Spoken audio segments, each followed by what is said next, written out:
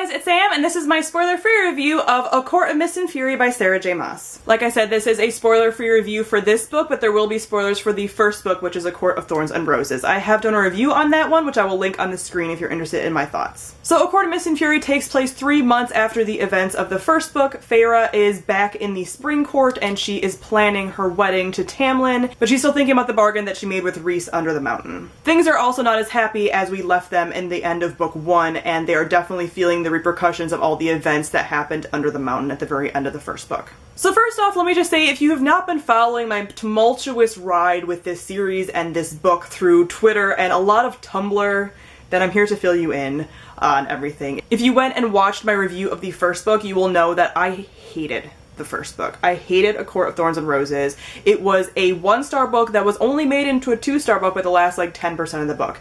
I did not enjoy it. I had so many issues. I have long-standing issues with Sarah J. Maas's writing, a lot of the choices that she makes in all of her other books and stuff, not ship-related.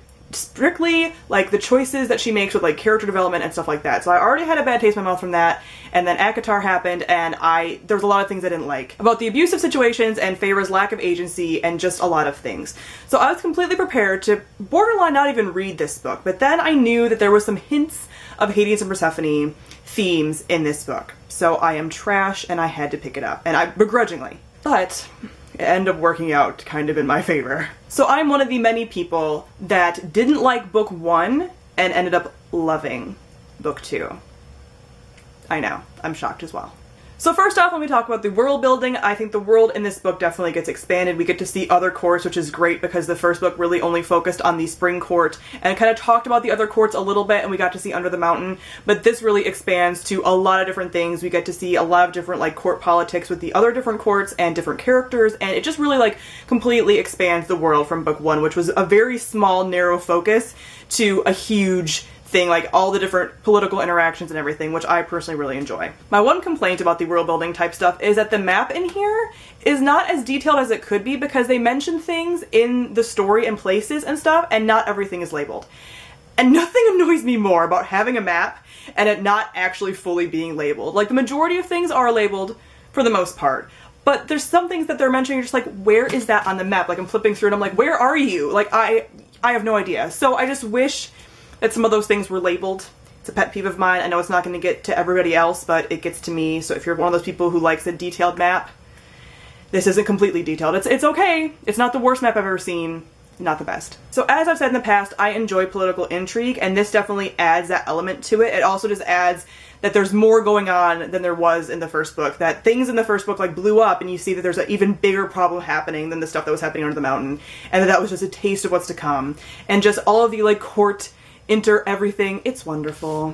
It's wonderful. So next, and most importantly, let me talk about the characters. The characters in the series definitely will either make or break the series for you. Like I said in the first book, I did not enjoy the characters. Feyre had become one of my least favorite characters I'd ever read about. I despised her. I didn't like Tamlin. I just didn't like that Feyre had no agency and she had a constant death wish. Like I said, my whole review talks about my issues with Feyre.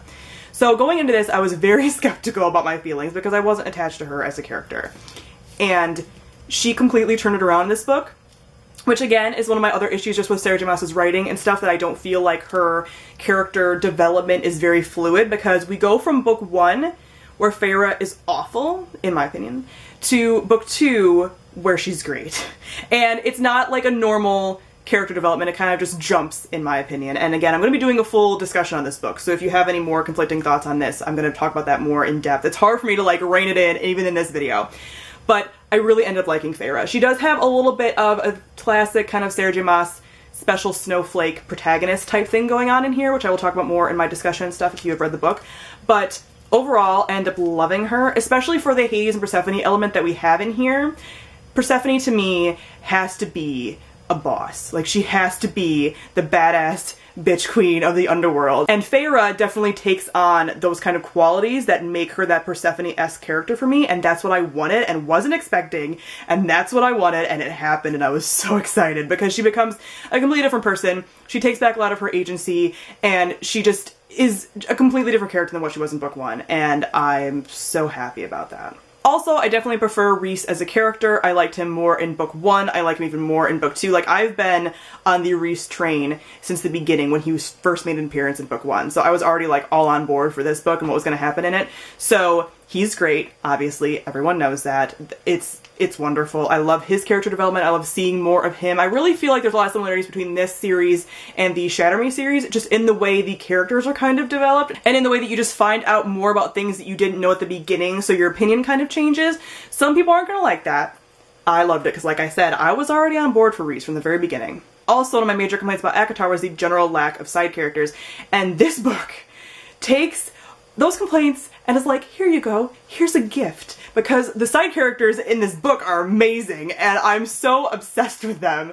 I love them all so much. Even, like, there's obviously, like, major side characters in this book, but there's even some, like, minor little side characters that you only see a little bit of, and I love all of them. I love every single one. I cannot choose between them. They're all my children. I love them so much. Just all of the different courts we get to see and everything. They're amazing, and we have a lot more female characters in here, which is, again, one of my other complaints about the first book. So we have, like, female friendship, which you know how I feel about female friendship, and we just have a lot of things about family and, like, found families. This book was my aesthetic, guys. Like, everything about this book and the characters were my aesthetic. I just, all the themes, it just ticks all my boxes when it comes to all that stuff. So I was very, very happy about that. As far as the plot, I also really enjoyed the plot. I found it to be very fast-paced. Once we got past the first, like, 80 pages or so, I felt like things really took off. And I feel like it was a completely different book from the first book. In so many ways. Like, it feels like a completely different series, in my opinion.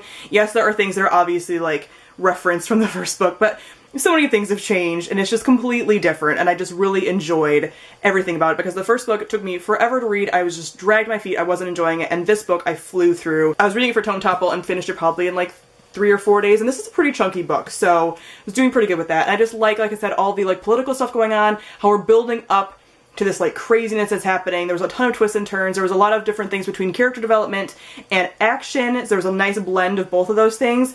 And I just am really excited about the end of the series. I really, really enjoyed it. Additionally, a few more things I want to touch on is that PTSD is covered in here, which I think is really important. We do have a character that's going through PTSD, actually kind of multiple characters going through it, but we really get to see it just through Feyre. And I really enjoy that that element was touched on and the realness of that. It also mentioned stuff about just kind of abusive relationships a little bit. It didn't necessarily call them abusive, but it touched on that and a relationship that has turned toxic, and the importance of noticing that and getting out of that and kind of taking your agency back. So those things are important to me. I will say there's still a few standing issues that I do have with Sarah J. Maas's writing. Her fantasy tends to be not very diverse, very white. Yes, there are a few side characters in here that are darker skinned. There is some argument if there's some of the main characters are people of color. I think that's a very gray line, and she's not really blatantly saying they are, so she doesn't get a star from me because she's kind of making it vague. So there's some things that I still think weren't great, and that's just my particular opinion with her writing and my past with her books and stuff like that. And the first book, that was awful to me, but this book is perfect to me. I loved it so much. So with all that being said, because this is not a standalone book, I did give this book 4 out of 5 stars. But in my heart, as a standalone, it's 5 out of 5 stars to me. But like I said, in the context of everything else, 4 out of 5 stars. Really great.